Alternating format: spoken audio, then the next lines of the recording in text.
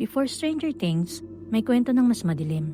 Isang kwento ng eksperimento, secret project at isang bata may kakaibang kakayahan. Ito ang totoong pinagmula ng Stranger Things. Ang tawag dito, The Montauk Project.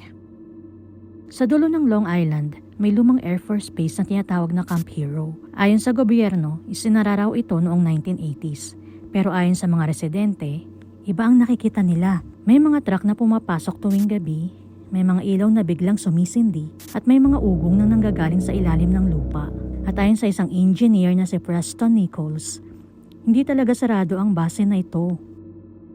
Dito raw ginawa ang mga eksperimento sa mind control gamit ang isang makinang tinawag nilang The Montauk Chair. At ang mga ginamit nila, mga bata, tinawag silang Montauk Boys. Isa sa kanila si Duncan, may kakayahang lampas sa normal. Ayon kay Nichols, kaya raw ni Duncan magbukas ng portal gamit lang ang isip niya. Hanggang sa isang araw, may nangyari na hindi dapat nangyari. May nilalang daw na lumabas mula sa portal.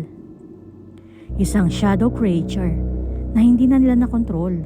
Pero hindi dito nagtatapos ang kwento. Sinasabing konektado ang Montauk sa MK Ultra at sa Philadelphia Experiment. Pareho ang tema, kontrolin ng isip, oras at ang katotohanan mismo.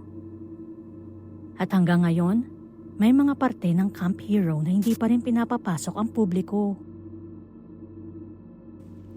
Totoo ba ang Montauk Project o isa lang itong imbentong kwento?